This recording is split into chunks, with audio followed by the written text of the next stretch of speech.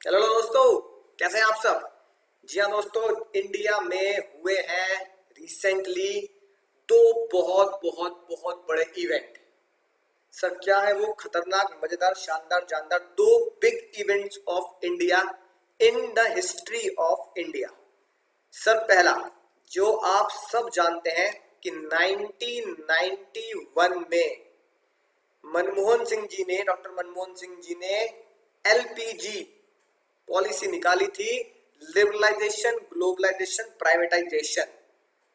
उसके इस साल हमारे 24 जुलाई को हो चुके हैं पूरे 30 इयर्स। तालियां रुकनी नहीं चाहिए दोस्तों, तालियां रुकनी नहीं चाहिए।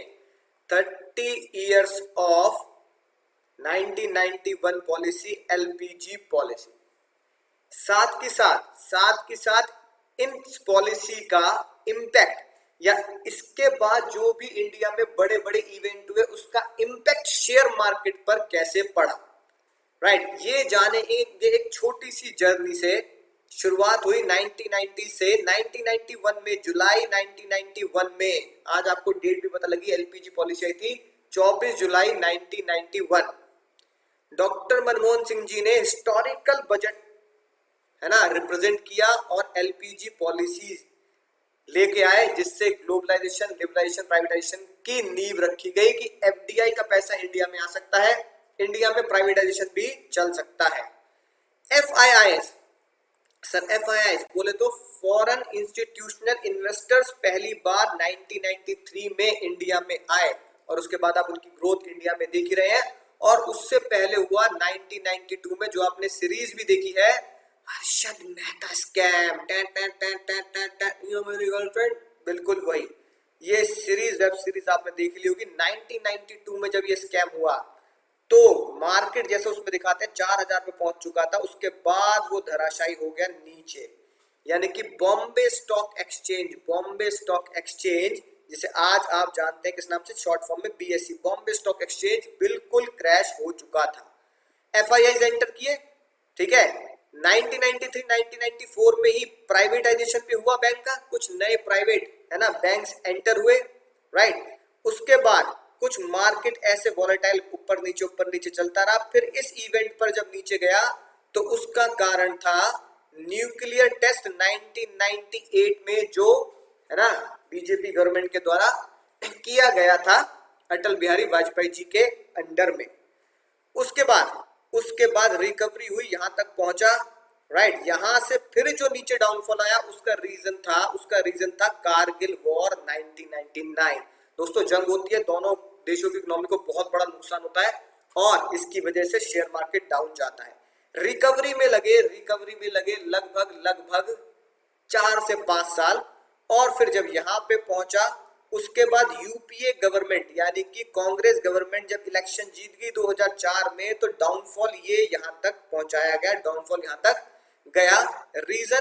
रीजन कि लोगों की उम्मीद थी बीजेपी फिर से वापस आएगी, लेकिन ये डाउनफॉल इस वजह से हुआ कि कांग्रेस जीत गई और एक सेंटिमेंट्स है ना, मार्केट सेंटिमेंट्स, लोगों के सेंटिमेंट्स को हर्ट हुआ। उसके बाद फिर से ग्रोथ हुई इंडियन इकोनॉमी में और हम यहां तक पहुंचे 2008 तक। यहां से लेकर यहां तक का सफर बहुत ही ज्यादा शानदार रहा। लेकिन फिर क्या हुआ सर, हुआ 2008 जनवरी 21 में black Monday. Sir black Monday क्या है? सर ब्लैक मंडे था इंडियन स्टॉक मार्केट में सबसे बड़ा क्रैश, 1430 पॉइंट का इन अ सिंगल डे। 1430 पॉइंट का क्रैश हुआ। वन ऑफ द रीजन बहुत सारे रहे, लेकिन वन ऑफ द रीजन ये रहा कि पूरी की पूरी स्टॉक मार्केट की ट्रेडिंग कंप्यूटराइज कर दी गई। बहुत सारी हेजिंग है ना, हेजिंग को इंट्रोड्यूस कर दिया गया, राइट। थोड़ा कॉन्सेप्ट है हेजिंग का, तो कभी बाद में समझाऊंगा। इसकी वजह से लोगों के अंदर पैनिक क्रिएट हुआ। उन्होंने कहा भाई कंप्यूटर आ गए हमें तो, क्योंकि उससे पहले तो सब पेपर ट्रेडिंग और क्या कहते हैं फिजिकल ट्रेडिंग होती थी। बॉम्बे स्टॉक एक्सचेंज में आप जाओ खरीदने से, अपने हर्षद मेहता में देखा तो कुछ तरीके से ही चला करता था। एकदम से कंप्यूटर सिस्टम अगर हो गया तो लोगों को पसंद नहीं आया। जो लोग इसको समझते नहीं थे, जानते नहीं थे, उन्होंने अपने सारे शेयर सेल ऑफ कर दिए, यानी बेच दिए मार्केट में। भाई हमें समझ में नहीं आ रहा कैसे होगा, इससे बड़े तो बेच के निकल जाओ। मार्केट क्रैश हो गया सिंगल डे में 1400 पॉइंट, जिसे नाम दिया गया ब्लैक मंडे। लेकिन लेकिन सर ये कुछ भी नहीं, थोड़ा सा डाउनफॉल आया इसमें, यहां तक झेल लिया गया। सबसे खतरनाक मामला हुआ, इतना डाउनफॉल यहां तक पहुंचने का कारण था जीएफसी इरोजन, जो अक्टूबर 2008 में देखने के लिए मिला, अक्टूबर 2008 में देखने के लिए मिला, जिसकी वजह से मार्केट बिल्कुल नीचे क्रैश हो गया, जिसे हम आज भी एक नाम से जानते हैं और जिसे हम बोलते हैं ग्लोबल रिसेशन आया था उस टाइम पे। ग्लोबल रिसेशन, पूरे पूरे दुनिया की मार्केट बैठ चुकी थी, धराशायी हो चुकी थी। रीजन क्या था? फेलियर ऑफ यूएस की सबसे बड़ी कंपनी, उनका फेलियर हो चुका था, उनका डाउनफॉल आ चुका था, शटडाउन हो चुका था, जिस कंपनी का नाम था layman brothers. Approximate globally 10 trillion dollars market से, शेयर मार्केट से वाइप ऑफ हो गए, यानी कि लोगों ने वो पैसा वापस खींच लिया कि यूएस की इतनी बड़ी कंपनी, यानी समझ लो जैसे रिलायंस, इंडिया में रिलायंस टाटा, कि भैया अगर इंडिया में रिलायंस टाटा धराशायी हो सकते हैं तो फिर तो कोई भी कंपनी खत्म हो सकती है, किसी भी कंपनी का कोई भरोसा ही नहीं है। ग्लोबल रिसेशन आया। फिर जब इस बात से उभरे कि हाँ भाई ऐसा नहीं है कि एक कंपनी की वजह से सब कुछ खत्म हो जाता है, बुल रन देखने के लिए मिला, है ना, 2008 के बाद। उसके बाद सर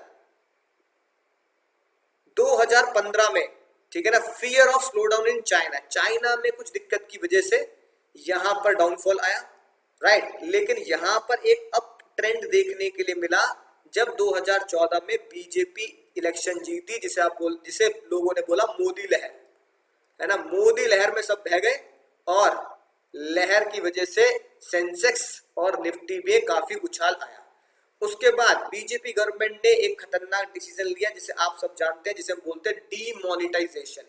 डीमोनेटाइजेशन के डिसीजन की वजह से इतना पैनिक आया कि मार्केट से पैसा कहां जाएगा, तो फिर ये एक डाउनफॉल हमें देखने के लिए मिला, राइट। इसके बाद 2017 में जीएसटी इंट्रोड्यूस कर दिया गया, जुलाई 1 2017 जीएसटी इंट्रोड्यूस किया। थोड़ा सा डाउनफॉल आया क्योंकि लोगों को लगा कि भाई एक नया लॉ लेके आ गया जिसके हमको पता ही नहीं कि करना कैसे, और आज भी जीएसटी में बहुत दिक्कतें चल रही हैं इतने सालों बाद भी, कि कैसे रिटर्न भरे, कैसे हम उसमें काम करें।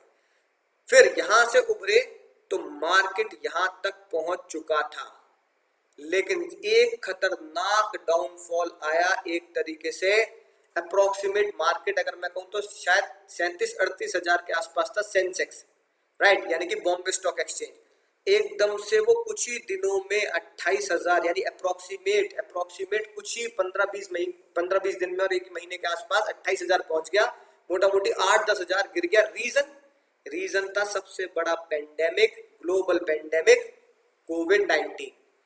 उससे रिकवर हुआ तो फिर आज की सबसे बड़ी खुशखबरी ये है कि सेंसेक्स ने, निफ्टी ने अपना सबसे बड़ा हाई हिट किया यहां पर। और अगर मैं आज की बात करूं तो यहां से भी ऊपर 53,000 से भी ऊपर अब हम पहुंच चुके हैं। अगर आप ध्यान से देखेंगे तो ये देखो दोस्तों, ये देखो, निफ्टी 50 आज अपने ऑल टाइम हाई पर है, निफ्टी 50 ऑल टाइम हाई पर सर 16,543 है ना, 16,543 अप्रोक्सीमेट 16,000 550 ये पहुंच चुका है। हिस्ट्री का हाई, हिस्ट्री बन चुकी है सर, हिस्ट्री बन चुकी है। और एक हिस्ट्री और क्या बनी, ये वाली हिस्ट्री बनी स्टॉक एक्सचेंज की। सर इतना उछाल हो गया कि सेंसेक्स जो अभी जुलाई 16 में, है ना, पिछले महीने ही 53,290 था, आप देख सकते हैं 53,000 से 55,000 हो गया, राइट। कितनी जल्दी, सोचो कितनी जल्दी, अप्रोक्सीमेट अभी एक महीने के आसपास ही इतना उछाल उसके अंदर देखने के लिए मिला, इतनी ज्यादा, है ना, इंक्रीमेंट हो चुका है सेंसेक्स में। लाइफ टाइम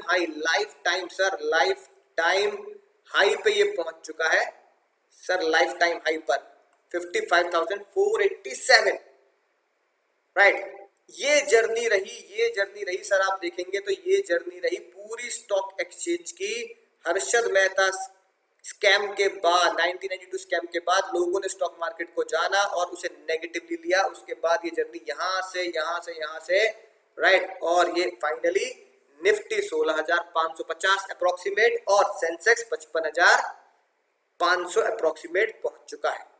सर क्या बिग इवेंट है, सर पहला सबसे बड़ा बिग इवेंट जो हमारे देश के लिए बहुत अच्छी बात है, राइट। 30 साल हो चुके हैं एलपीजी पॉलिसी को, tribute to doctor Manmohan Singh. और दूसरा big event, all time high hit हो चुके हैं निफ्टी 50 और सेंसेक्स यानी नेशनल स्टॉक एक्सचेंज का इंडेक्स, बॉम्बे स्टॉक एक्सचेंज का इंडेक्स। उम्मीद है दोस्तों स्टॉक मार्केट की ये कहानी आपको पसंद आई होगी। बिग इवेंट्स जो आज तक हुए हैं ये भी आपको पसंद आए होंगे, कैसे कैसे एक बड़ा हलचल हमारे स्टॉक मार्केट में हुआ है 1992 स्कैम के बाद, कोविड-19 और 2008 के रिसेशन के टाइम से, राइट। तो उम्मीद है जानकारी पसंद आई होगी दोस्तों के साथ शेयर करना है, सब्सक्राइब कर देना है। उम्मीद है आपको मजा आया होगा। तो चलिए मिलूंगा अगली किसी शानदार जानकारी के साथ। ये चार्ट मैंने लिया है moneycontrol.com से, इसको आप तक पहुंचाया है। तो मिलेंगे अगली वीडियो में, तब तक